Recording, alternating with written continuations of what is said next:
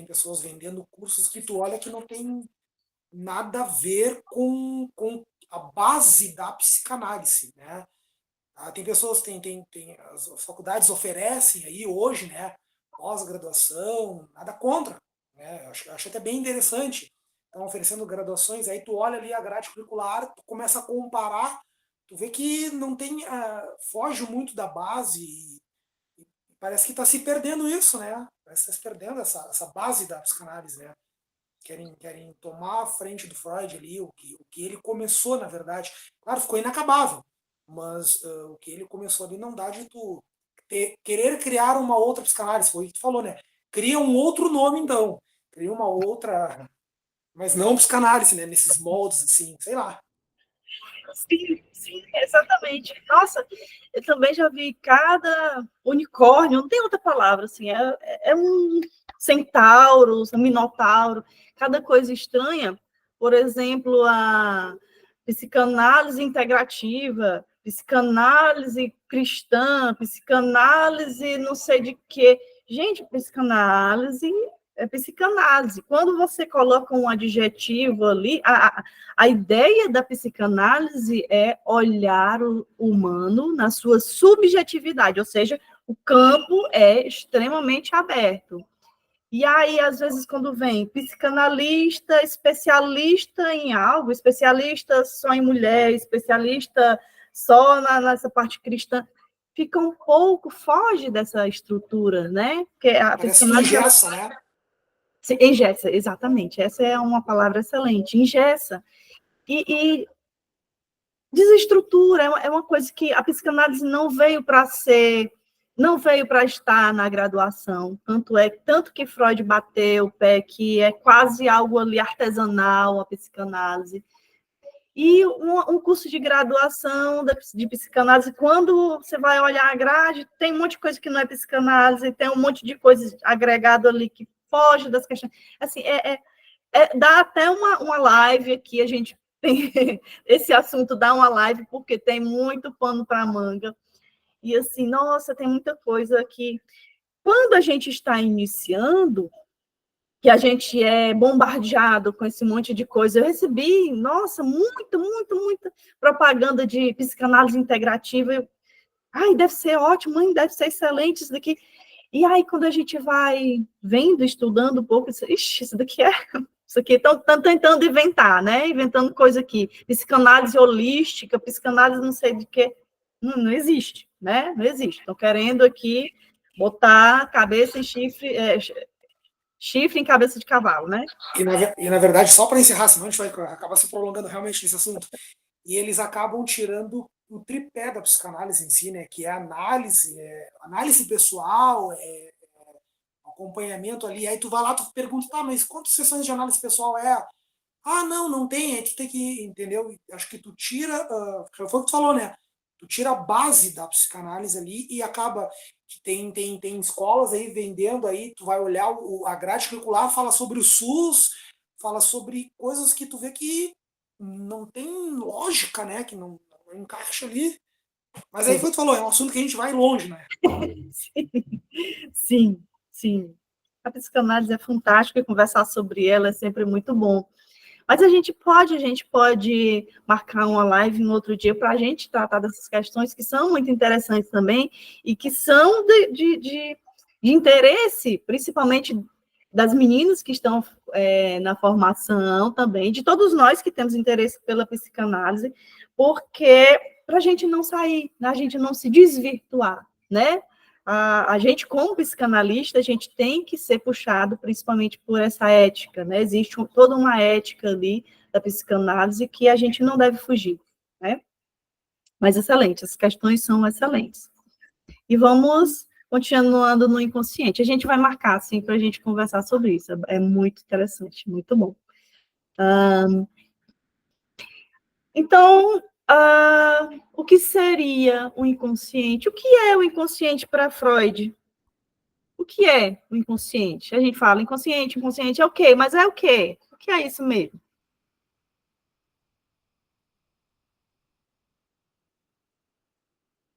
Lá vou eu falar de novo, né? Mentira. Excelente, pode ficar à Do meu vontade. ponto de vista, o inconsciente é como se fosse aquela tua memória lá, né? Como se fosse aquela memória do computador lá que tu deixa. Que tá tudo lá, tá tudo guardadinho lá, os teus desejos, né? Tudo aquilo que às vezes tu não pode colocar para fora, porque ou tu é autocensurado por ti mesmo, ou tu vai ser censurado por outras pessoas. Eu acho que esse inconsciente aí, ele guarda de tudo um pouco, né? Muitas vezes ele acaba passando ali pro teu pré-consciente, depois pro teu consciente, né? Mas eu acho que o teu consciente é o teu cantinho ali, é aquele teu cantinho do lixo. É onde tu vai guardando tudo ali, que até que chega uma hora ali que ele enche e ele vai vazar lá pelos teus sonhos, pelos xistes e as demais nomenclaturas aí que a psicanálise usa. Uhum. Excelente, excelente. Mais alguém? Alguém tem um pensamento diferente?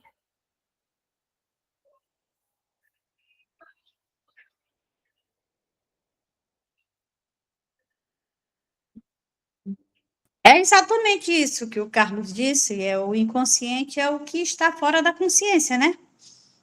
É o que realmente está escondidinho ali, que de uma hora para outra ele pode aflorar, dependendo do que acontecer, de alguns traumas que se aflorem, né? Alguma coisa que venha a aflorar esses traumas que já estão no submundo da consciência. Aí eu digo, no submundo da consciência. É, eu concordo com eles também. E no artigo, né, que a gente estava estudando, fala que o nosso cérebro, o nosso psique tem mais o inconsciente do que o próprio consciente, né? Uhum. Perfeito, Fernanda. Excelente, excelente. Ah, antes de Freud, já havia um certo entendimento sobre inconsciente, que não era o mesmo entendimento de o inconsciente freudiano, né? Como o conceito fundamental da psicanálise é o inconsciente, ele se diferencia do que se pensava sobre inconsciente naquela época. Porque o que se tinha sobre inconsciente era um adjetivo, né? Era apenas uma forma de não estar consciente, né? Por quê? Porque o período em que a psicanálise ela nasce ali, o que demandava, qual era o pensamento ali dos grandes teóricos, dos grandes estudiosos, era que a razão era a senhora, né? Era a senhora do mundo, né? Era a razão, era a luz da razão que era que importava. Então, se eu estou falando de razão, eu estou falando de consciência. Se eu estou consciente de mim, eu estou consciente da minha razão e é isso que comanda. E aí Freud vem com o inconsciente como um sistema, que aí ele vem dizer que não é apenas o que não está ali na consciência, ele vem dizer que é um sistema diferenciado, que tem sua própria linguagem, que tem sua forma, e ele produz toda essa teoria, e aí derruba todas essas certezas da razão, da consciência, porque o homem não é mais senhor em sua casa, né? Não é mais a razão que rege tudo ali. E aí, esse é o conceito fundamental da psicanálise. Existe o sistema inconsciente. Que aí, o que seria isso?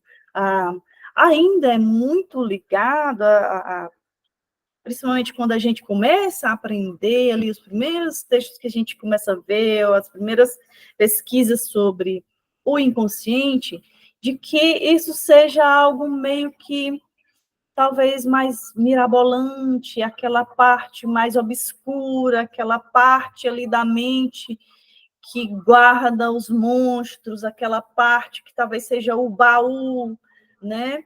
E aí o Freud e principalmente o Lacan vem dizer não é isso, né? O inconsciente, ele vem se formar uma parte da mente, mas que ela não é apenas um reservatório, que ele não é essa parte sombria, não é só essa parte sombria.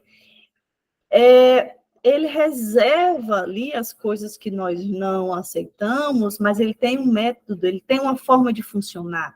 Não é o inconsciente, aquele inconsciente adjetivo que se tinha antes. É porque não está na razão, então não é consciente.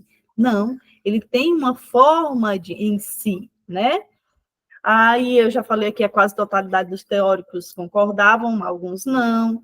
Lacan faz a releitura de Freud, ok, que a gente também já comentou. O inconsciente está estruturado como uma linguagem.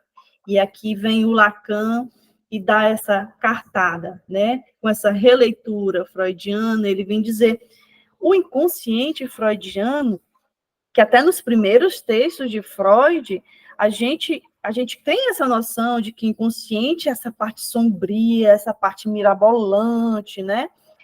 E aí o Lacan vem e diz assim, a gente tem que olhar esse inconsciente, ok, que o Freud estava construindo aqui essa teoria, e que nesse primeiro momento a gente, ok, de pensar assim, mas a gente tem que entender que o sistema inconsciente, que Freud depois vem trazer certinho, direitinho, como é que ele pensava, ele tem uma estrutura, e ele se estrutura em uma lógica, porque a linguagem é uma lógica, né?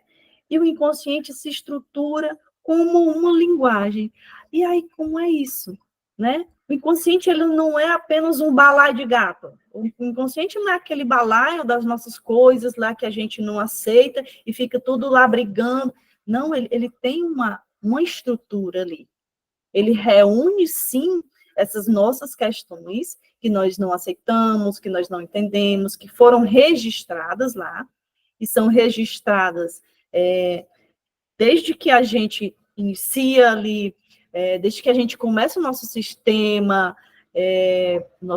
nervoso, né? Quando a gente está, então, ali como feto, as nossas vivências já começam a serem registradas, né? Porque o inconsciente não é como a gente olhar o cérebro e tem, aqui é a glândula pineal, aqui é, né, o lóbulo frontal e tal. Não. Sério? Oi, Então, assim, tudo que a gente pode esquecer, que está esquecido, por alguma razão ele fica lá guardado no inconsciente, independente de ser agradável ou desagradável. sim, tudo nosso está registrado lá no inconsciente. Tudo. Então, uma pessoa com Alzheimer, funciona nela muito mais o inconsciente, né? É uma excelente implicação a sua. Porque, assim, elas não lembram de coisas assim acontecido recente. Eles buscam lá atrás, contando coisas de quando eram crianças, ou então coisas acontecidas do passado, enquanto se esquece até do presente. Né? Que excelente implicação a sua, Maria. Muito obrigada. A gente pode olhar o Alzheimer. O Alzheimer, ele começa nas memórias recentes, né? A pessoa começa esquecendo, o que eu fiz agora? O que eu ia fazer? Né? E aí ele vai degradando. É um adoecimento fisiológico do cérebro. Fisiológico. Exatamente, que aí vai corroendo mesmo, vamos usar a forma mais grosseira, mas vai ali corroendo uma parte do cérebro, tanto nas imagens, nas neuroimagens, olhar um cérebro com Alzheimer avançado, ele tem como se fossem espaços, buracos mesmo, né? E aí, essa parte topológica, localizacional, que a gente pode ver e pegar ali do cérebro, ela vai sendo deteriorada. E aí pensar que essa parte inconsciente continua lá é uma excelente forma, é uma excelente implicação, porque o inconsciente ele não é localizado no cérebro. O inconsciente está em toda parte. Né? Nós somos o inconsciente, né? Não existe uma partezinha lá. Pode falar, cara. Às vezes eu tenho a sensação que a gente vive mais o inconsciente na nossa vida de vigia do que na vida onírica, né? Porque, por incrível que pareça, às vezes tu toma certa. Às vezes tu faz certas coisas que depois tu fala assim, por que eu estou fazendo isso? Né? Que motivo eu tenho para fazer isso? E muitas vezes eu me pego pensando nisso. Eu tenho uma certa reação ali, e aí eu paro assim, tá, mas por que eu tive essa reação? O que me levou até essa reação? Eu acredito que a gente vive mais o inconsciente do que o consciente, estando consciente. Olha só que loucura. Que no... Perfeito, perfeito sua colocação. A gente fala da gente o tempo inteiro, né? Nós estamos o tempo inteiro ali no inconsciente, quando eu estou tomando água, quando eu estou dormindo, quando eu estou acordado. Nós somos o tempo inteiro o inconsciente, e de vez em quando a nossa consciência, ela age. Nós estamos no inconsciente, sim, o tempo inteiro. E de vez em quando é que a consciência nos faz agir, nos faz pensar, nos faz equilibrar ali, né? Porque o nosso agir é do inconsciente. Edilene, por favor. Não, era basicamente isso que eu ia colocar, que o Carlos falou agora, né? Que a Maria também levantou a questão de, assim, desse inconsciente se remeter ao passado, né? Mas, assim, o inconsciente, assim, ele é bem presente, né? Ele é inconsciente porque ele não está consciente. A gente não tem essa no nosso dia a dia, mas ele está muito presente, né, na nossa forma, no nosso comportamento, na nossa forma de enxergar as situações que acontecem toda hora, todo instante na nossa vida, né? A forma de eu reagir com as minhas emoções diante de fatos tristes ou alegres. Então, as minhas reações diante daquilo que eu vejo, que eu sinto, né, e que eu sou, é ordenado, como você disse, não é um saco de gatos todo confuso. Não, ele é bem ordenadinho, né? Nesse sentido aí. Só que assim, ele não tá, a gente não é consciente da potência que é o inconsciente toda hora, todo instante na nossa vida, né? Exatamente, perfeito. Carlos?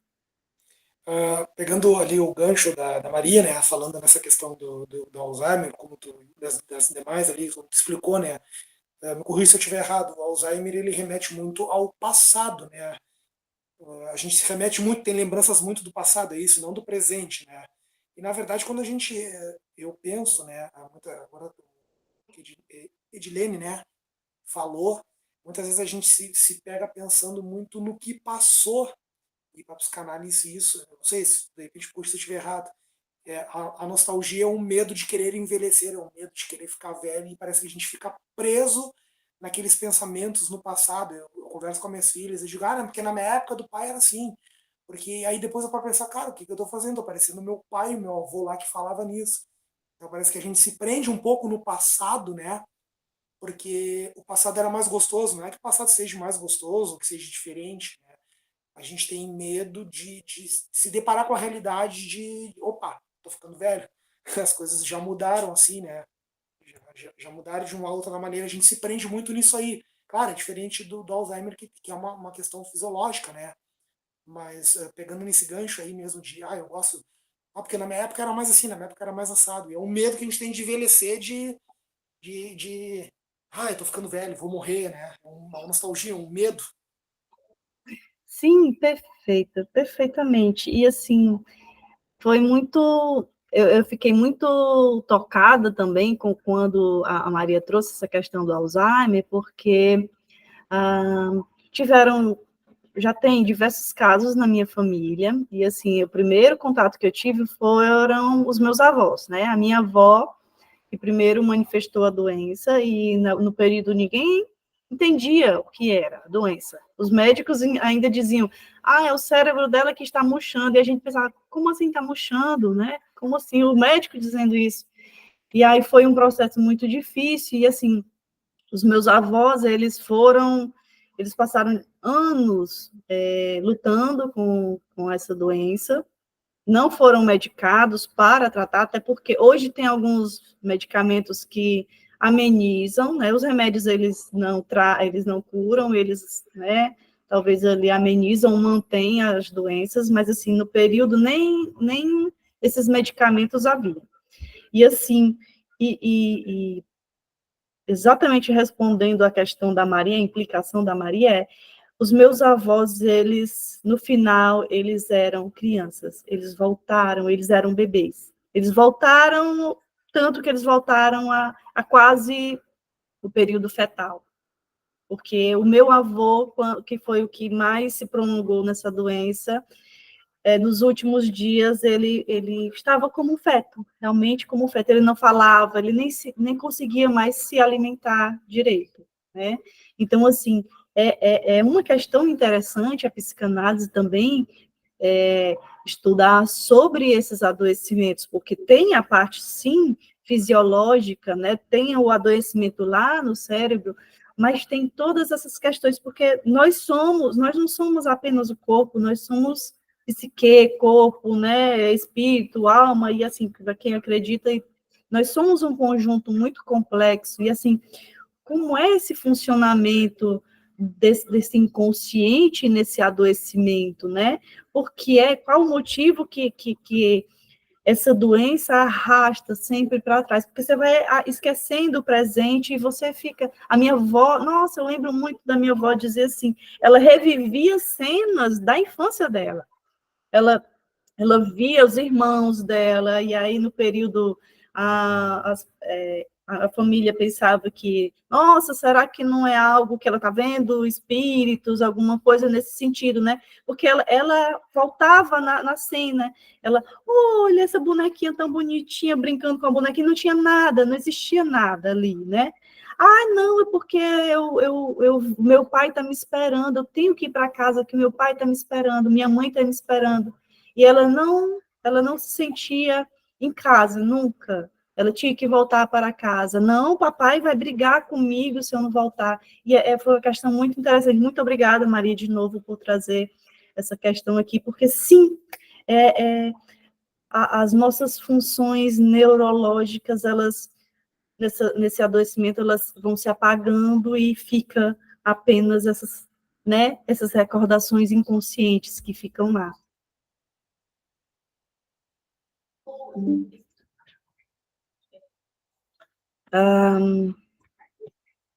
Nossa, eu ainda estou na questão do Alzheimer, foi muito interessante, e é algo que eu vou pesquisar mais, porque é bastante interessante para mim.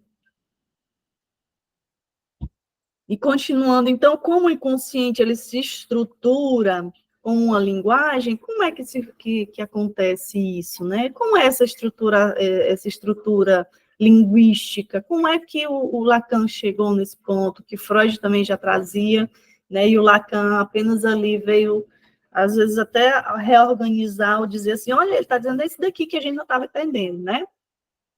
E aí, antes de Freud, o inconsciente era uma forma puramente adjetiva, que nós já vimos isso, e ele transformou, era apenas o que era consciente, né?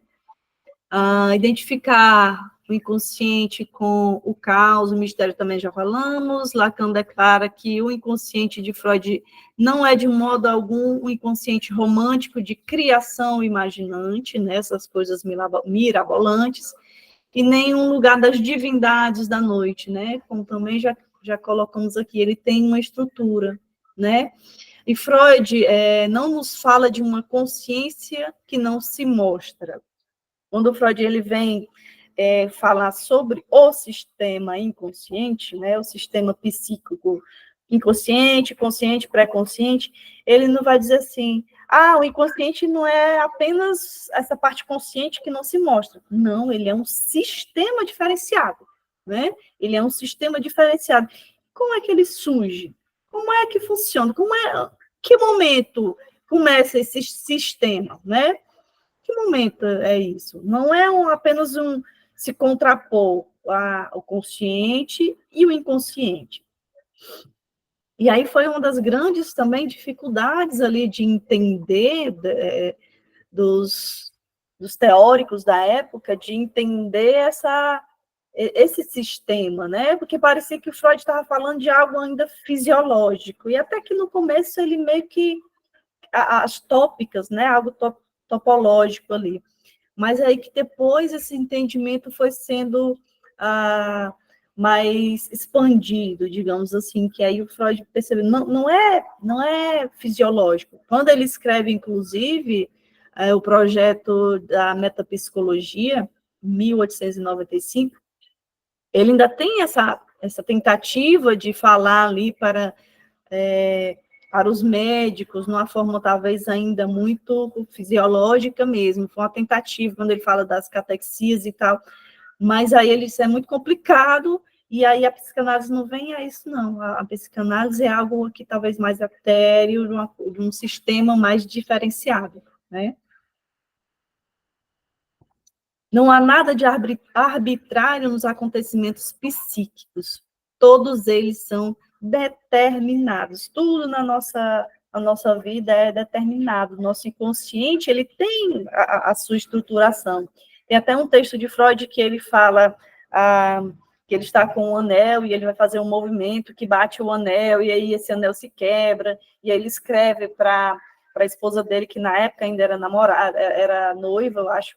E aí ele diz, olha, eu quebrei o anel, mas não entenda como uma forma de eu estar quebrando os nossos laços, porque ele já estava escrevendo ali a teoria psicanalítica, e ele tem essa certeza de que tudo na nossa vida não é arbitrário. Os acontecimentos psíquicos, eles têm o seu balé, eles têm a sua determinação, eles funcionam, e aí vem o que vocês trouxeram, de que a gente parece que vive inconsciente o tempo todo, mas a gente não está consciente o tempo todo. A nossa consciência é de, ok, estamos aqui ouvindo essa aula, entendendo, nós estamos ouvindo os sons, vendo, né? Nem todos estão vendo, mas estamos ouvindo. Então, a nossa parte consciente está nesse presente aqui agora.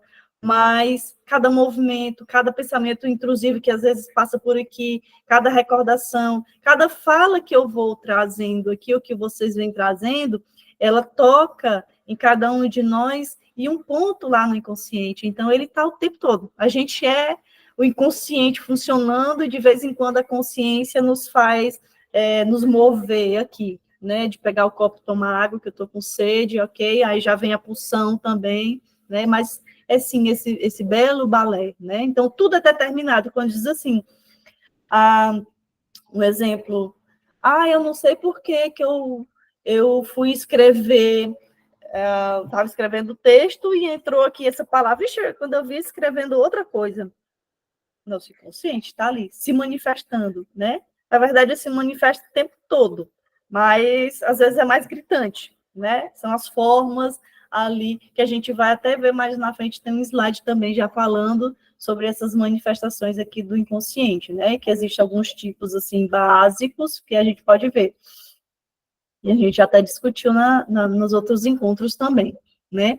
E a diferença está que não há uma única determinação, né? Existem diversos, nosso inconsciente, ele é diverso, ele é subjetivo, e é isso que traz a subjetividade para o ser humano. O que é ser subjetivo? É entender que cada um funciona de um jeito, cada pessoa é um universo, né? Porque o que serve para você, para mim não serve. E a gente vai ver isso muito bem colocado pelo Lacan na questão da linguagem, né? E eu tenho até imagens, e eu não vou me antecipar, não, vou continuar aqui, um pouco ansiosa. O inconsciente possui uma disposição harmoniosa dos elementos, uma sintaxe. Então, ele não é uma bagunça, né? Ele tem uma disposição harmoniosa ali desse sistema. E não é a mesma do consciente e do pré-consciente, né? E aí é quando... Aqui é o pulo do gato. A nossa consciência, o nosso pré-consciente, eles têm um funcionamento, mas o inconsciente tem um funcionamento diferente, né? Por isso que a gente não tem acesso a ele o tempo todo.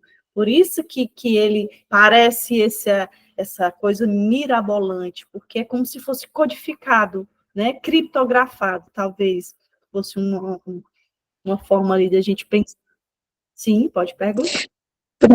Professora, eu tenho uma dúvida. Sim.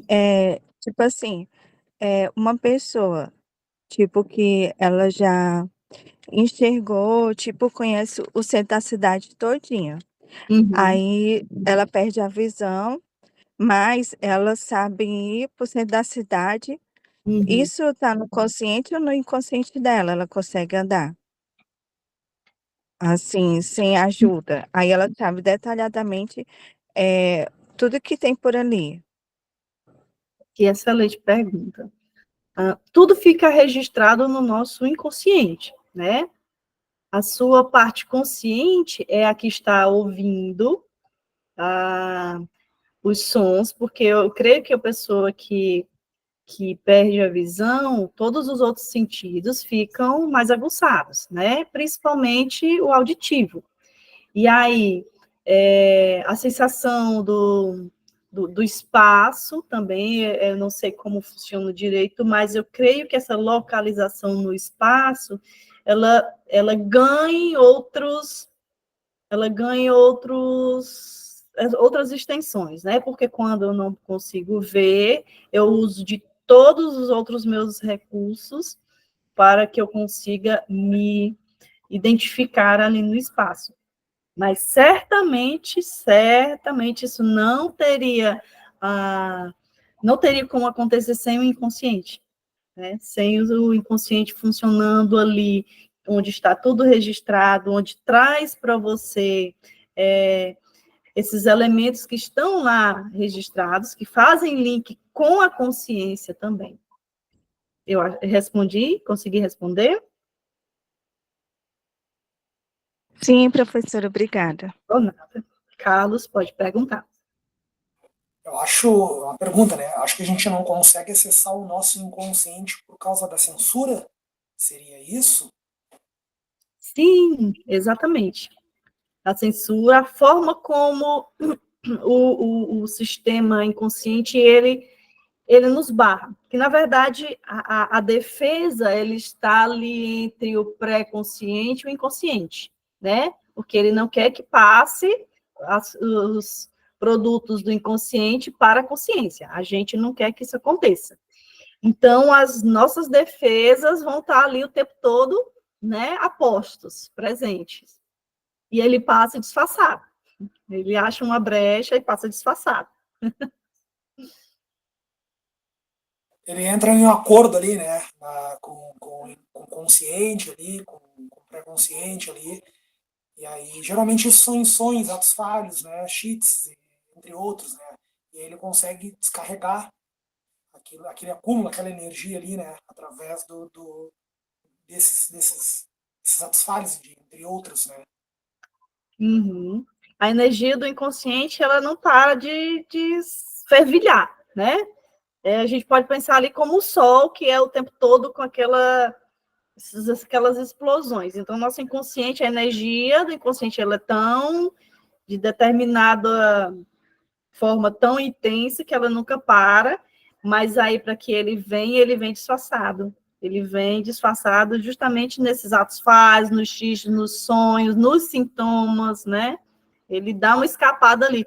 Quando a nossa parte consciente entende, percebe que esse elemento, é um elemento é um elemento que eu não aceito, que está escapando para cá, e aí vem as nossas defesas, aí vem com tudo, né?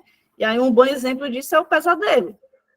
Tem os sonhos, que são os sonhos, você sonha, coisa mirabolante, ok, você acorda bem, mas tem aqueles sonhos que não são legais, que você acorda quase morrendo, chorando, que você acorda em desespero, e aí, o disfarce ali, a defesa pegou, o disfarce não foi tão bem, não foi tão bem disfarçado aqui, e aí a pessoa, a nossa parte consciente, rejeita, né, e a gente acorda em agonia, e sim.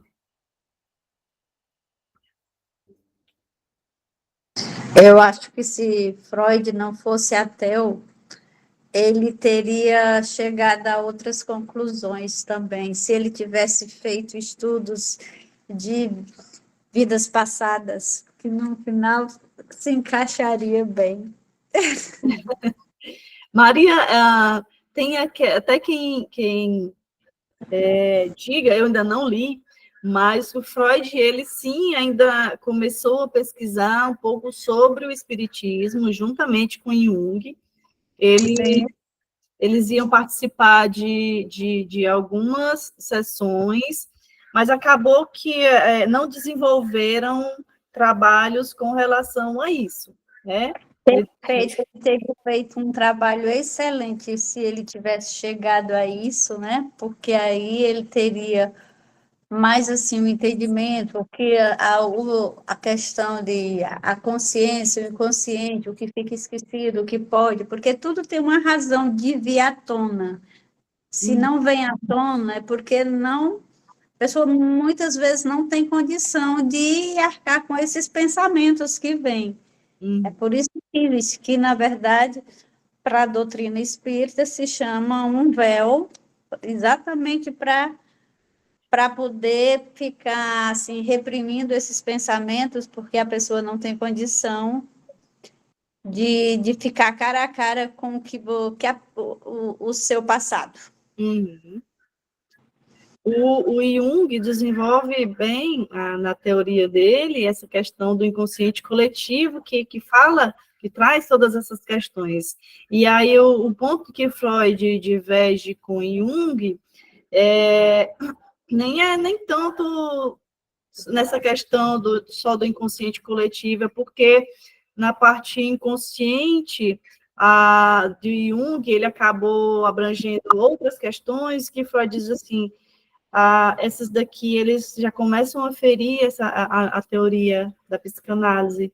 E aí, quando Jung fala sobre a sexualidade, e que ele não aceita, e ele meio que foge ali da teoria freudiana com relação à sexualidade, ele não aceita que as questões das pulsões sexuais que movam ali o nosso inconsciente, aí é onde começa o conflito grande com Freud, né? Que vai dizer, não tem como dar essa base, né?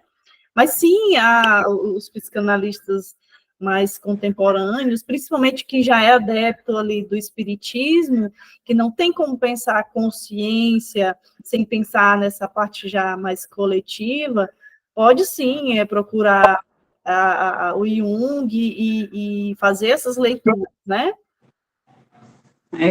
E eu já estudo isso, entendeu? Assim, eu acho que fica difícil para mim separar uma coisa da outra, entendeu? Aí, como fazer para se eu não vou negar o que eu estudo e o que eu acredito, né? Sim. Mas também não é impor, dizer é assim, é por isso. Não, são questões, né? Existe ainda muita divergência entre psicanalistas, certo, com relação às teorias de Jung. Entretanto, assim, não é uma questão de rechaçar, cada um faz a sua clínica, né? E aí cada um procura o que lhe traz mais entendimento, né? Hoje já existem quem defenda que sim, a psicologia analítica de Jung é uma linha ali da psicanálise, né? Carlos? Não, tá, acho que eu entendi então. Jung seria uma psicanálise mais voltada para o lado espiritual, seria isso? Por Sim. isso essa divergência entre Freud e ele, né? Sim. Ele é espiritualista. Sim. Desculpa. O Jung, ele começou a entrar mais também na questão mais religiosa. No ocultismo, ele tinha esse interesse em entender essa coletividade humana como algo que, assim, consciente, ele fosse meio que único para todos, que tivesse um ponto ali que ligava todo mundo, né? Mais ou menos nesse sentido. E aí Freud, não sei se eu consigo entender dessa forma, e aí quando veio a questão da sexualidade, aí o Freud rompeu mesmo totalmente com Jung, ambos sofreram bastante, mas assim, é muito interessante, a teoria da psicologia analítica é muito interessante também. Porque para Freud, todos os traumas, tudo é tudo desse momento que estamos vivendo, atual, né? Quero dizer, dessa vida atual. Uhum. Tudo que vier ruim ele está armazenado ali, mas foi coisas do agora, dessa vida, né? Estou falando desse momento. Mas para o outro que é espiritualista, ele sabe tanta coisa que nós temos no inconsciente que não pode ser só de 60 anos, 70 anos, 80. Não, vem muito mais além, né? Vai muito mais além. Sim e não, Maria, porque Isso, mas assim, era isso que o Jung dizia, mais ou menos nessa linha, não é isso? Sei. E aí eu tenho que dizer de novo, sim e não, porque assim, o Freud compreende ainda, como ele era médico neurologista, ele compreende ainda também que existe a filogenética, ou seja, existem elementos fisiológicos na nossa mente física que são herdadas na genética, ou seja, das vivências anteriores dos nossos ancestrais, que isso fica registrado na nossa parte fisiológica mesmo. E aí ele vai utilizar a filogenética, que depois quem tiver interesse dá uma olhadinha, é muito interessante, e vem falar sobre justamente que o ser humano, ele acaba revivendo, todos nós seres humanos passamos por todas as fases filogenéticas da vida, ou seja, a vida iniciou na água, né? Aqui o planeta era água, então assim, no útero, a gente está no líquido amniótico, a água, a gente passa por esse estágio. Depois que a gente nasce, a gente vai aprender a se arrastar como uma parte reptiliana, depois aprender a andar. Então, assim, essa parte filogenética nós acabamos trazendo, herdando, e sim, e isso influencia muito, né? Aí é onde o Freud vem dizer assim, nós trazemos nessa parte fisiológica que reverbera também no inconsciente todas essas vivências, mas no sentido espiritual, aí o Freud já cai fora, né? Edilene? Só reforçando isso que você falou, né, da questão que a gente traz essas informações. O nosso DNA, ele não traz somente, né, questão da cor da pele, os nossos traços físicos, né, e às vezes a gente traz um traço que não é da nossa mãe, mas traz um traço que vem dos nossos avós.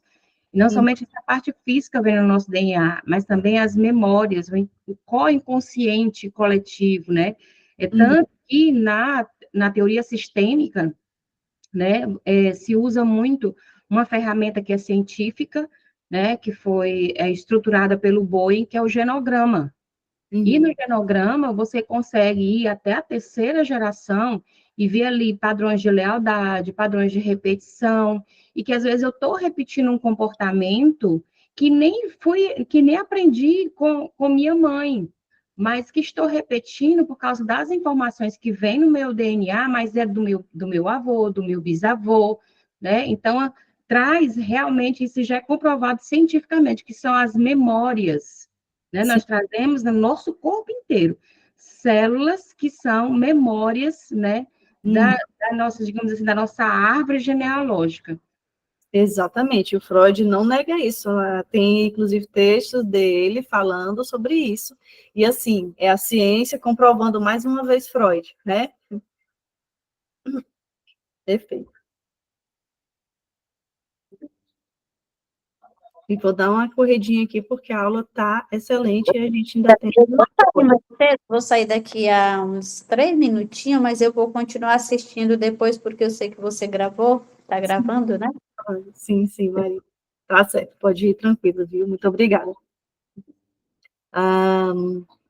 Então, assim, quando Freud estabelece como regra fundamental da situação analítica a associação livre, ela não pretende que o livre signifique ausência de determinação, já que o inconsciente não é essa coisa livre, não é essa coisa vaga, não é essa coisa balaio de gato, né? Tem uma determinação. E essa associação livre não é tão livre assim, né? Pelo contrário, nunca é livre, porque nós estamos ali dentro de uma determinação do inconsciente, né? Porque quando eu falo, por exemplo, com uma pessoa que teve um trauma com relação à cobra, né? Quando eu mostro uma foto de cobra, quando eu falo sobre cobra, que essa pessoa tem um trauma muito grande, ela pode desenvolver um pavor com relação a isso, que pode ter sido o trauma, não ter sido gerado pelo elemento cobra, mas pelo um significante, ou seja, um elemento que ligou os bracinhos lá com cobra, né? O que ela transferiu para isso. Quando falo cobra, essa pessoa se arrepia, essa pessoa se sente mal, essa pessoa já se assusta, e aí não é tudo ligado, né? Tudo determinado, né? Tem essa determinação. Sim, pode perguntar. Será que a pessoa ela faz essa correlação porque ela não quer realmente enfrentar o medo? É uma maneira de eu mascarar, como diz, eu estou plagiando aí, de não dar luz aos meus escorpiões. Então, eu começo a criar, né, coligações, que tu falou, essas ligações, porque realmente eu não quero enfrentar esse medo. Eu acho que aí no tratamento se torna mais difícil, né? Até tu chegar lá, romper essa barreira, até a pessoa reconhecer mesmo que realmente o meu medo é X e não Y. Então, acho que ela cria isso e acho que para ti, como psicanalista, se torna muito mais difícil. Aí que entra a graça da psicanálise, né? De tu chegar lá na raiz da causa, né? Eu entendo assim, pode parecer pouco conhecimento meu. Parece que a psicologia ela trata o momento, ela trata ali o momento do negócio. Por isso que ela parece que nunca tem fim. Tá? E a psicanálise, num certo dado momento, ela tem que chegar ao fim. Né? As sessões, uma hora vai ter que acabar. Então, ou o paciente ele vai se deparar e vai se enfrentar aquele real medo mesmo, lá o original, ou ele vai viver assim o resto da vida. A gente convive com pessoas que têm depressão e aí eu fico parado ali, fico pensando, será que realmente, e tratam anos a fios aí com psicólogo, né? Será que realmente ela está querendo ir na raiz? Será que ela está querendo mesmo tratar aquela doença, ou ela está querendo, na verdade, ou ela sente prazer com aquela doença? Porque eu não quero chegar lá no ponto. Né? Sim, excelentes questões, foram várias aqui. E, assim, existe um termo que o Freud utiliza, que ele diz que seja o umbigo, ele fala no umbigo do sonho, né? Que o umbigo do sonho seria ali um ponto na parte inconsciente de que não tem como acessar a raiz, né? O nosso inconsciente, ele cria tantas ramificações que existem coisas que a gente não consegue acessar a raiz. E aí, como é que a gente pode pensar isso? A gente pode pensar isso nas experiências registradas ainda quando estávamos no útero, né? Estávamos ainda em formação, né? Porque há um ponto aqui nesses slides que lá mais na frente vai dizer assim, que o inconsciente, ele só se completa quando a gente tem acesso à linguagem. E aí faz sentido. Aí o sistema inconsciente, ele aciona, ele funciona. Antes disso, existem as instâncias inconsciente, pré-consciente, consciente, que estão lá registrando, mas que ainda não funcionam como um sistema porque não vai ter o recalcamento, não vai ter a linguagem para eu entender e começar a fazer esses bracinhos, essas ramificações. E seria, como é que seria? O inconsciente, ele registra tudo, está lá sendo registrado, mas ainda não temos as defesas, porque é meio que estamos ali nos desenvolvendo, aprendendo. E aí, quando o ser humano chega, ele acessa a linguagem, que a linguagem é que estrutura o inconsciente. É a linguagem que estrutura o inconsciente. Como é que funciona isso? O bebê, ele vive no imaginário, né? Você deixa uma criança perto dos adultos conversando, os adultos começam a falar coisas que a criança ainda não entende, ele vai imaginar, né? Ah, um avião caiu lá na Mata Atlântica. A criança ainda não viu um avião na televisão, imagens, não viu nada. Vamos falar numa criança pequenininha ainda, né?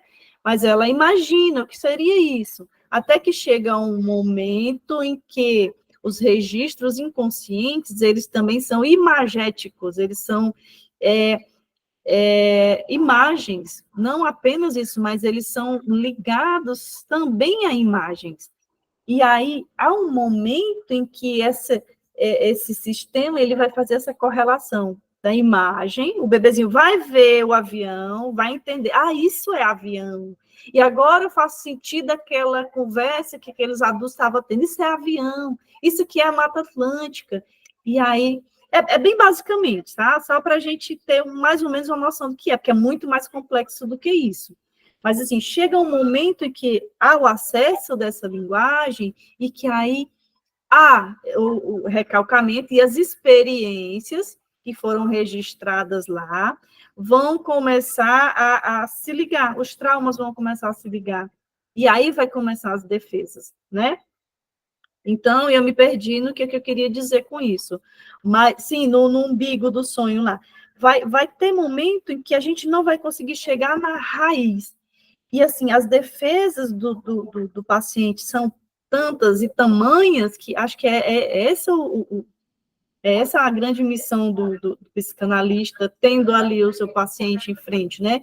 Mostrar para o próprio paciente as resistências dele, de uma forma que ele não entenda, que ele não perceba que é a parte resistente, eu estou dizendo que isso é uma defesa. A gente vai ali contornando, para que ele vai entendendo que aquela defesa pode ser contornada, né? Até que chega um momento que o paciente vai dizer assim, eu não aguento, não conscientemente, mas eu não aguento chegar mais perto disso aqui, e aí sai, né, desiste da sessão, e a clínica psicanalítica tem muito disso, por isso que a gente não pode confiar a nossa parte financeira, assim, na clínica, porque o paciente pode ir 1 ou 2 sessões e ser tão difícil para ele, as defesas serem tão intensas, que ele acaba dando uma desculpa, não tenho dinheiro, ou não vai dar mais certo, então não, eu não consigo, não, essa psicanalista, essa profissional não é boa,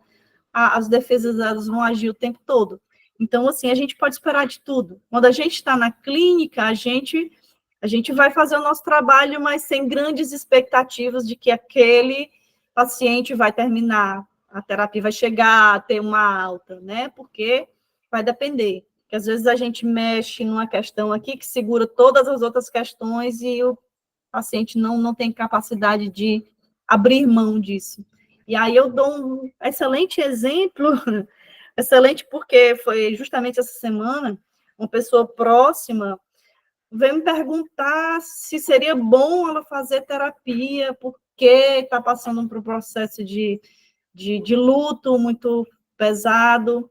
Mas na fala dela, ela disse, não, mas ela não acabou dizendo assim que não queria, né? E aí me perguntou, mas o que você acha? Aí eu disse, não faça, você acabou de me dizer que não queria. Eu disse, você acabou de falar que não queria. Só vá para a terapia quando você tiver interesse, pelo menos pensar em dizer, não, acho que eu queria ir pelo menos para ver como é que é.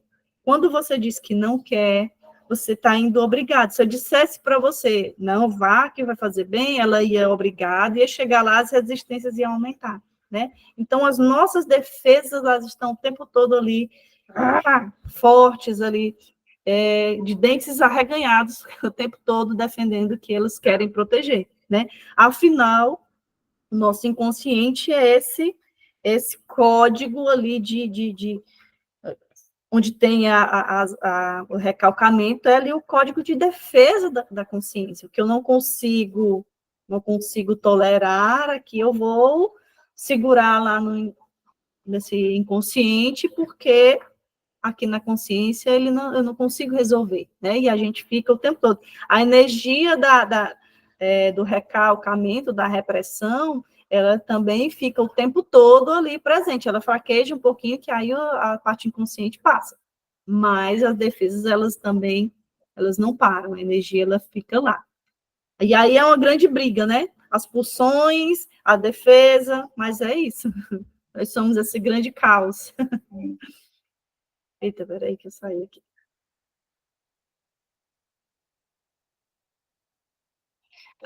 E aí vem os fenômenos lacunares, que são justamente aqui o inconsciente se manifestando, né, de 4 formas, assim, principais, que dentro delas existem, se expande esse leque, né, os xistes, que é aquela forma mais irônica, aquela forma mais humorística da gente lidar com aquilo mesmo, né, de fazer piadinhas com a gente mesmo, de fazer piadinhas com as situações, né? Brincando, a gente diz tudo até a verdade, né? Principalmente a verdade, né? Aquela pessoa que... Vocês já viram aquela pessoa que, nossa, fulano é tão brincalhão, é o tempo todo fazendo piada, brincando. Nem acredito que a mãe dele disse que ele é depressivo, né? De que ele tem ansiedade, né? O xiste aí, o tempo todo funcionando, né? Eita, peraí, perdi vocês. Chega, que eu não tô vendo. Aí tá. E aí, olha aí o xiste, né? Ele o tempo todo ali fazendo piadinhas com tudo, fazendo todo mundo rir para proteger a fragilidade dele, né? A fragilidade depressivo, com grande ansiedade. E aí, o xiste agito. Os sonhos, que seria outra forma, outra formação do inconsciente, né? A forma do nosso inconsciente é que furar as defesas e passar. Os atos falhos, que seriam diversos, tanto nas palavras quanto na parte física mesmo. Eu vou pegar um copo aqui, pá, o copo cai no chão, né? Por que eu derrubei isso? Nossa, eu peguei o copo, estava segurando o copo e aí, de repente ele caiu. E aí tem um texto de Freud que fala eu não lembro quem era a pessoa, de quem ele se referia, de que estava contando que tinha perdido o emprego, né, que tinha perdido uma experiência lá que seria muito boa, e ele estava comendo um bolo, né? E aí, quando ele dá a garfada no bolo, que vai botando na boca, o bolo cai no chão, cai, né, na mesa. Aí o Freud vai e diz assim, nossa, você perdeu uma boa bocada, né? Referindo-se à experiência lá, ao emprego que ele tinha perdido. E aí ele ri, sim, é verdade. Eis aí o ato falho, né? Ele quis, inconscientemente, ele não estava dizendo que tinha perdido, ele estava meio que contando que não tinha conseguido esse emprego, eu vou usar esse termo, não lembro exatamente o que era, mas o corpo, né, o ato falho ainda agindo ali também, o inconsciente dizendo, foi uma grande perda, né? Sim, pode falar. Para quem estuda psicanálise, aí é a parte mais interessante da coisa, né? É uma parte que tu consegue, às vezes tu faz uma autoavaliação tua e tu consegue ver isso nas outras pessoas, principalmente no ato falho, né? Cara, as pessoas não conhecem isso, e tu conhece, daqui a pouco a pessoa larga uma coisa ali, nada a ver que tu, opa, peguei, isso aqui é um ato falho. A pessoa queria falar alguma coisa, mas acabou falando outra, né? Ou ela queria expressar algum sentimento, né, um desejo e acaba largando lá na fala. E aí, bah, por que eu falei isso, né? Ou, pois é, me confundi. Isso, eu acho muito legal isso na psicanálise, quando tu começa a entender isso, esses atos falhos, esses xistes aí, né? Que é rir da própria desgraça, na verdade, cara, é surreal, é uma parte muito legal. É muito bacana, é muito bacana. E às vezes a pessoa até diz a coisa querendo dizer, e a palavra fala mais ainda, né? A gente vê muito pessoas assim, eu tentei tanto fazer uma coisa, mas eu vou morrer tentando. Então ela nunca vai conseguir, ela nunca vai fazer, porque ela vai morrer tentando, ou seja, ela está dizendo que nunca vai realmente concluir, né? Eu vou morrer tentando, não, eu gosto muito, eu queria muito isso, eu vou morrer tentando. Pode ter certeza, a pessoa nunca vai conseguir, porque ela não quer conseguir, né? Por algum motivo, né? Que existem diversos, vão ser diversos. Isso é fantástico, é muito bom. A psicanálise é encantadora. E aí a outra formação do inconsciente seriam os sintomas, né? Inclusive, essa semana me indicaram uma paciente que solicitaram um horário, porque essa paciente está tendo sintomas gástricos muito fortes, já foi em diversos médicos, não é uma questão física. Os médicos disseram, não tem nada aqui, não tem nada que esteja ocasionando esse adoecimento. Aí vem, é uma gastrite nervosa, né? É uma doença nervosa, né? Eu lembro de pessoas dizendo assim, não, eu tenho muita caspa, mas aí o médico disse que é dos nervos, né? Os sintomas. O que é que tem ali? Quais são as questões que estão afetando esse estômago, né? O que que essa pessoa não está conseguindo digerir, né? Que não é o alimento, né? Já passou por dietas, assim, a dieta que trataria essa questão que já deveria ter dado resultado, dá resultado nenhum, dá resultado zero, né? Então, não é físico. Na verdade, os nossos sintomas, os nossos adoecimentos, eles vêm dessa linha inconsciente. Ah, a pessoa está com problema na tireoide.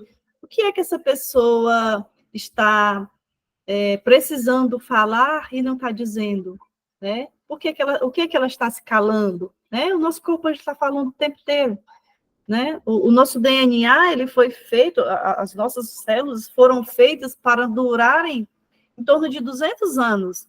E, assim, a nossa forma como a gente maltrata o nosso corpo, comendo coisas erradas, tendo rotinas, né, adoecedoras também, mas, exatamente, o corpo fala, Divane, mas a questão da psique, a nossa psique. Se a nossa psique é capaz de, nas histéricas, fazer com que os meus olhos parem de enxergar, imagina dar uma gastrite. O que é uma gastrite frente a uma cegueira? Né? Você não tem nada nos olhos que impeça a sua visão, e a sua psique, como sintoma, vem e lhe cega, né? O corpo fala. Professora, Sim. só uma pergunta, né? Uhum. Falando sobre essa situação de atos falhos e sonhos, Uhum. quando a pessoa tem aquela sensação de já ter vivido uma cena, eu acho que se chama até déjà vu, se eu não me engano, Uhum. Sim. né? Você tá ali e parece que você já viveu aquele momento. Tipo, você vai em um lugar ou então tá acontecendo alguma situação e você sente aquela sensação que você já viveu aquilo. Uhum. Como é que a psicanálise explica isso? Freud Existe. falou alguma coisa em relação a isso? Uhum. Sim. A nossa vida é inteira de experiências, né? E o nosso inconsciente, ele faz diversas ligações. Aí vamos pensar numa experiência hipotética. Eu fui a uma cidade que eu nunca tinha ido, e vou reformular. Conheci uma pessoa hoje que eu nunca tinha visto. A gente morava em cidades diferentes, nunca, não tem familiares dessa pessoa aqui. Mas, de repente, nossa, parece que eu já convivi com essa pessoa essa pessoa é tão familiar para mim. Rapaz, nossa, parece que eu estou tendo um déjà vu. Essa pessoa, ela parece que é da minha convivência. Essa pessoa vai ter elementos que lhe remetem a alguém da sua convivência, né? Não é um bom exemplo, vamos usar a questão do lugar. Eu nunca fui nessa cidade, nunca vi na televisão, e aí eu chego lá, eu já estive nessa rua. Essa rua que já esteve em algum momento nas minhas experiências, porque é como se eu estivesse revivendo isso aqui. E aí?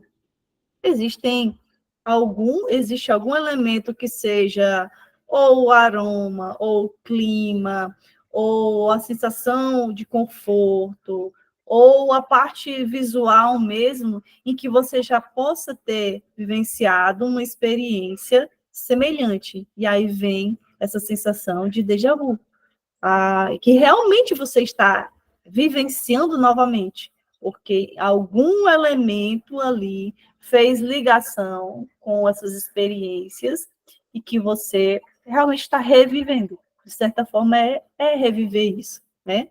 Consegui responder, Lina? Tirou sua dúvida? Sim, professora, obrigada. Que bom. Eu já ia perguntar isso também, mas a menina está perguntando. Que bom. Fez sentido para vocês? Sim, bastante. Obrigada. Que bom. E aqui eu vou correr um pouquinho falando sobre as questões lacunares, ele só vai mais aprofundar mais um pouco e a gente vai passar, tá? Senão a gente vai acabar indo para as 9 horas, já são aqui 8h24.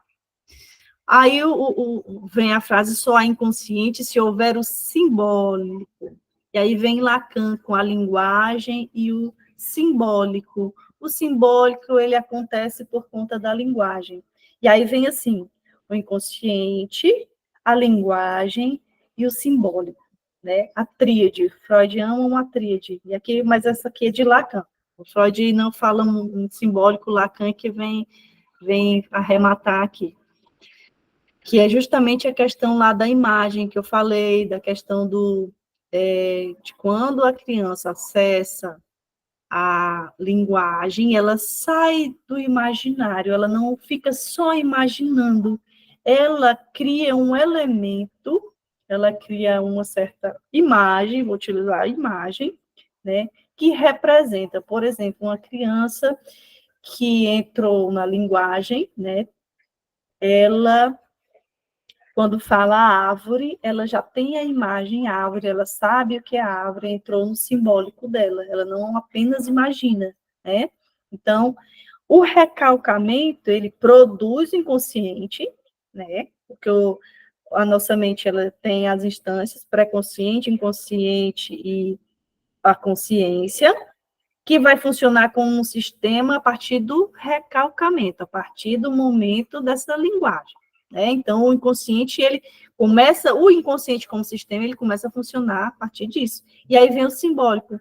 A criança sai apenas da imaginação, a imaginação ainda continua, mas ela tem a vida real, ela tem a imaginação e ela tem agora o simbólico, que ela cria símbolos, ela tem símbolos para identificar o mundo, para conseguir entender regras, para conseguir entender alguns porquês. E aí a gente pode falar na psicose. Os psicóticos, eles têm o simbólico falho, o simbólico ele não funciona, eles ainda vivem nesse imaginário, nessa relação imaginária, certo? E é uma questão que a gente pode entrar bem mais na frente, porque também é bastante complexa. E aí o Lacan vem dizer assim, a cultura é o grande sistema simbólico, porque a gente vai criando, a gente vai se estruturando. O simbólico, ele também são as leis, são as formas com que a gente vai se identificando com o mundo, entendendo, compreendendo, certo? O acesso ao simbólico é a condição necessária para a constituição do inconsciente. O inconsciente sem o simbólico é psicose, certo? Ou seja, o psicótico, ele não tem recalcamento. O psicótico, ele não tem recalcamento. Não é o recalcamento que faz o sistema inconsciente funcionar?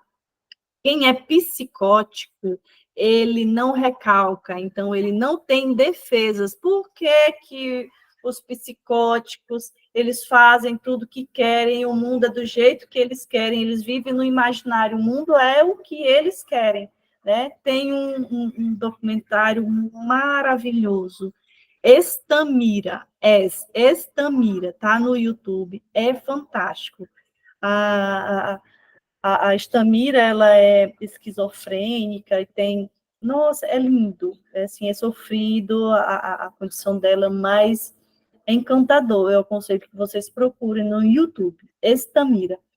E aí, ela cria um mundo. Os psicóticos, eles criam um mundo para eles, porque eles não aceitam a lei, eles não é que eles não chegaram na linguagem, eles chegaram sim na linguagem, mas eles não conseguiram simbolizar, eles não conseguiram aceitar as leis da cultura, houve uma quebra, né? Houve uma falha, e aí eles acabam vivendo do jeito que eles querem, né? andam pelado na rua se quiser, brigam, é sofrido, é muito sofrido, a psicose é muito complexa, é muito sofrida, mas é muito interessante de se pesquisar também. E eu estou correndo aqui porque o tempo também já está correndo muito bem. Depois a gente pode até se reunir para falar sobre psicose, que é interessantíssimo. Vai ter textos que a gente vai trabalhar isso, vai ter artigos, tá? A questão que Freud levanta a partir desse ponto é a seguinte, e aí o Freud vem trazer duas questões sobre o inconsciente, que aí vem muito do ressignificar de algumas terapias, né? De como é que acontece, assim, quando uma representação pertence ao sistema inconsciente, que se torna consciente, né? Tem uma representação, está lá no inconsciente, ele perfura e passa para a consciência. O que é que acontece, né? Dá-se uma nova inscrição ou sofre uma mudança de estado. Tipo assim, a gente vai começar a tratar um paciente e aí começa a entender, a receber dessas partes inconscientes as questões. Como é que funciona? Agora essa experiência faz sentido. É porque essa experiência, ela dá uma nova inscrição, ela se transforma em outra coisa, ou ela continua, ok, aquela experiência foi assim, eu sofri, eu fui maltratada pela minha família, mas eu compreendo que isso eu posso conviver com isso sem sofrer, né? Era um impasse que Freud ficou.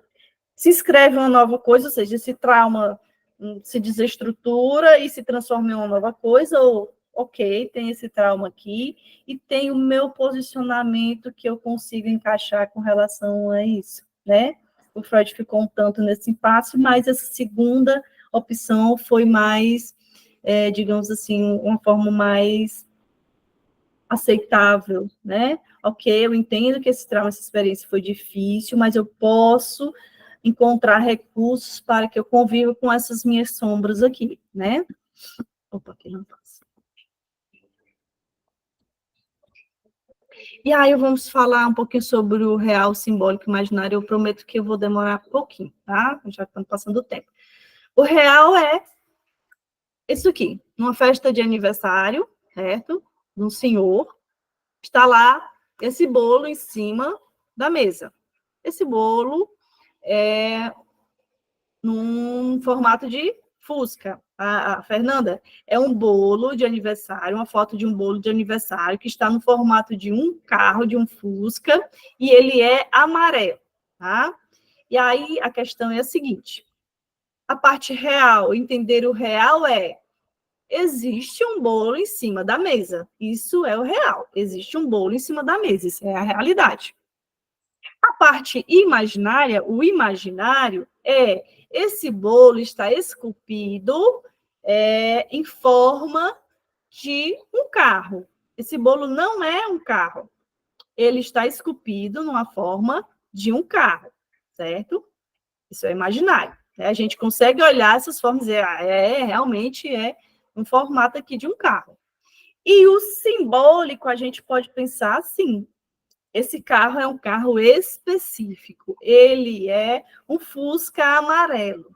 E aí, por quê? Porque esse senhor, se o meu inglês não falha, daddy é pai, né?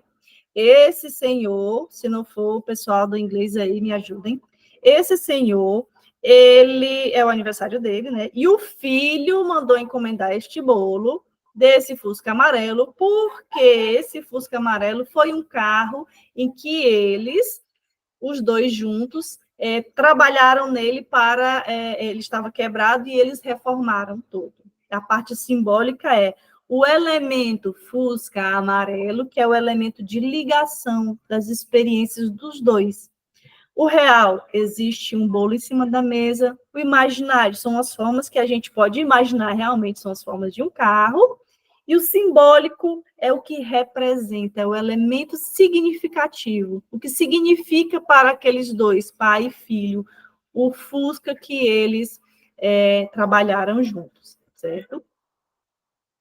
Então, essa tríade real, imaginário e simbólico é a tríade que estrutura o nosso inconsciente, é o que Lacan vem trazer, assim, vem dizer, a estruturação do nosso inconsciente precisa passar pelo real, simbólico, imaginário.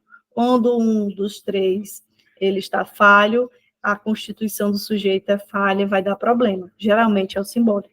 Geralmente é o simbólico. Quando o imaginário também é falho, é uma grande catástrofe. Imagina, né, uma pessoa que não consegue imaginar, né, como é que fica essa mente, né? E aí aqui a gente volta na questão da subjetividade, que a gente já falou. E aí, Fernanda, eu coloquei uma foto aqui de uma fruta, certo? Essa fruta é uma... Professora, só Sim? para acrescentar o que a senhora falou, a questão do imaginário. Lá no Instituto dos Cegos, as criancinhas, na parte do jardim, né, no maternal, as professoras fazem isso, elas pegam material e vai fazendo com que elas venham imaginar o que seria aquele objeto. Aí depois que elas imaginam, aí a professora diz se está certo ou se não está, para que elas venham trabalhar a imaginação delas. Que Tá legal. também no inconsciente, né, delas, Sim, que sim. elas nunca viram. Isso é interessantíssimo. Eu peço até licença, Fernanda, para explicar, eu não sei se já todos já sabem, a Fernanda, ela tem necessidades visuais, certo? Então, assim, quando eu esquecer também, que eu coloco várias imagens, quando eu esquecer aqui de detalhar essas imagens, me ajudem, né? Porque para que ela também participe dessa parte, porque para não ficar quebrado, né? Então, eu vou detalhar. Existe uma imagem de uma fruta que é verde por fora, tem diversos pontinhos, a casca dela é verde, tem diversos pontinhos como fossem botões, por dentro ela é branca e tem muitas sementes pretas. O sabor dela é muito doce. Então, para cada pessoa, para cada lugar, existe um nome para essa fruta. Você conseguiu, Fernanda, identificar que fruta é essa pela descrição que eu dei? Ainda não, professor. Pronto. Essa fruta é conhecida aqui por ata, mas para o Carlos, se ainda estiver aí, que é do Rio Grande do Sul, como é que você conhece o nome que você conhece essa fruta? Alguém conhece essa fruta por algum outro nome? Conheço como pinha, professora. Exatamente. Ata, pinha, fruta do conde. Fernanda, você sabe qual é essa fruta agora? Sim, agora sim. Pronto, perfeito. Obrigada. Pronto. E aí, esse exemplo dessa imagem aqui, que a gente vai utilizar na questão do simbólico, na questão dos significantes, porque para cada pessoa, dependendo do local, a imagem dessa fruta tem uma significação, tem um símbolo. E eu utilizei a Fernanda porque a Fernanda, ela não enxerga, ela já enxergou, ela não enxerga mais. Porém, essa imagem, como ela já enxergou, já foi criada, já foi inscrita no inconsciente dela. E excelente a colocação que ela trouxe aqui para as crianças lá no Instituto, as crianças que nunca enxergaram, como é que elas vão construir essa imagem, esse registro no inconsciente? Tocando, cheirando, sentindo, usando os outros sentidos. E aí que Vera, e para cada criança, né, que já nasceu com essa necessidade visual, para cada uma é a mesma fruta, vai ter diferentes visões, diferentes perspectivas, né, digamos assim. Exatamente, chegou exatamente no ponto, Adilene, muito obrigada. E aí é nesse sentido que a gente fala de subjetividade. Para cada pessoa, as coisas não são as mesmas. Para cada pessoa é uma coisa diferente, né? Vai ter gente que vai amar a ata, vai ter gente que vai detestar, não conseguir nem olhar. Vai ter gente que, tá, vou comer ou não, né? Para a gente vai dizer, essa fruta me lembra, me recorda tal situação ou tal pessoa. Então, essa é a questão da subjetividade, do simbólico, do inconsciente, né? Tudo isso fala. E aí eu coloquei também outras fotos aqui mas esse daqui a gente não vai dar continuidade, tá? Porque já esticamos bastante. Em outro momento, no próximo encontro, eu prometo que eu vou falar sobre esses finalzinhos aqui também, porque dá muito pano para manga esses últimos slides aqui. Gostaria de ouvir vocês, como é que foi hoje? Deu para ficar alguma coisa? Foi interessante? Amor, você não falou nada hoje, está tudo bem aí? Meninas, é porque o meu esposo, ele trabalha em Fortaleza, e aí eu moro em Quixeré, e aí a gente fica nessa, né? Eu estava escutando atento aqui, e aí você conhece meus hobbies, né? E eu estava lembrando, você falou nessa última fala aí, da subjetividade. E me veio uma experiência que eu tive com o uísque. Eu tomei uma dose de um bourbon, eu tenho até ele aqui, um Buffalo Trace.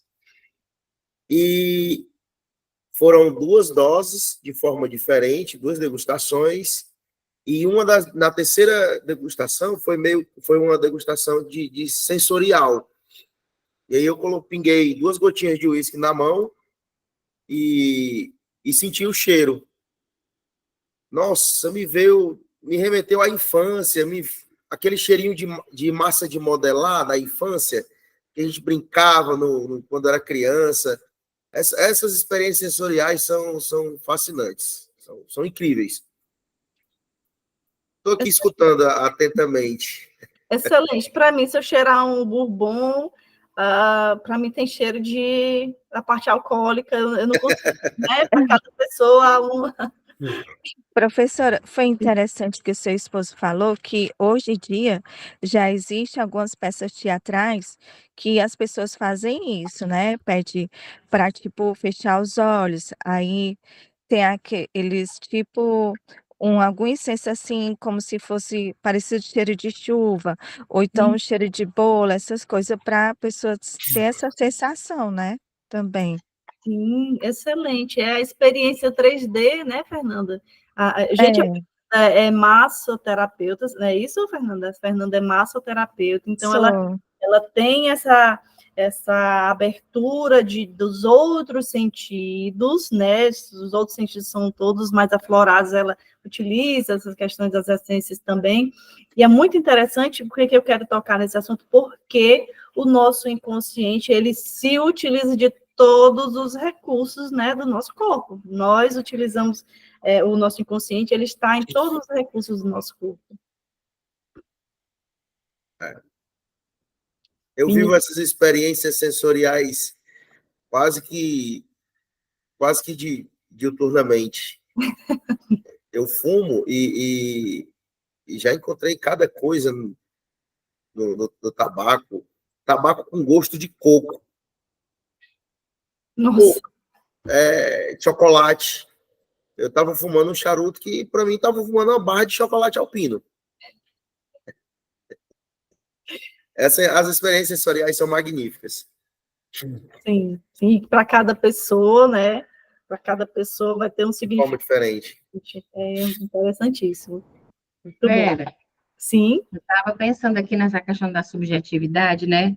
Uhum. Por exemplo, tipo, 2 filhos de um mesmo casal, né? Para cada um, o pai tem um significado, o pai tem, a mãe é uma mãe para cada filho, mesmo sendo a mesma pessoa, né? Então, numa mesma família, de repente, um irmão de boa, né, com os pais, mas com o mesmo tipo de educação, o outro pode desenvolver, sei lá, uma rejeição, um sentimento de abandono, por causa dessa subjetividade, né, de cada um ter o pai na sua perspectiva, né? Perfeitamente, Edilene. E aí entra também na questão da fantasia, de como é que aquela pessoa entendeu essa situação, né? Isso. É como estarem sentados em uma mesa, diversas pessoas, e ter um jarro no centro da mesa. Cada pessoa vê de um ângulo, né? Uma família com diversos filhos, os pais são os mesmos, né? As experiências, a vivência ali é a mesma, mas cada filho recebe aquela situação, aquela experiência de É uma... como se esses filhos, né, pegando de novo o gancho da Fernanda, dos alunos, né, Uhum. é como se esses filhos, cada um tivesse tido uma interpretação de uma mesma fruta, e um vai ter um imaginário daquela fruta de uma forma, o outro vai ter de uma outra forma, né? E ali entra o simbólico dessa relação, que simboliza a relação desse pai com esse filho e que simboliza a relação com o mesmo pai do outro filho, né? Por isso que às vezes eu vou relatar bem rapidinho. Uma vez eu estava à mesa na casa da minha mãe e tinha uma prima minha que foi criada pela minha avó, né? E eu tinha um laço afetivo muito grande com a minha avó. Então, eu elogiando a minha avó na mesa, elogiando, e a minha prima, de repente, disse assim, ai, era chata. Eu olhei assim, eu não conheço essa avó chata. Mas, na época, eu já estava estudando alguma coisa sobre terapia e tal, e aí eu respeitei, eu não fui conflitar com ela. Mas quando a gente não tem esse entendimento, essa consciência da subjetividade, a gente vai querer defender essa avó minha, que era tão afetiva, mas que para ela, né, era tão carrasca. Exatamente, exatamente. Cada pessoa, cada mente é um universo, como é que recebe elementos idênticos, né, que faz essa subjetividade, é muito interessante. Muito obrigada. Meninas, muito obrigada por vocês estarem aqui hoje, acho que a gente bateu o recorde, né, de tempo de encontro, foi muito bom, muito obrigada, e nos encontramos no próximo. Esse é o penúltimo, né, o próximo será o sujeito e o eu, o último capítulo. Já coloquei alguns artigos lá para vocês ir olhando próximo, depois eu vou dizer qual é o artigo que a gente vai trabalhar, vou passar todo o cronogramazinho, tá? Agradeço a vocês, boa noite. Boa noite, obrigada. Obrigada. Obrigada a todos.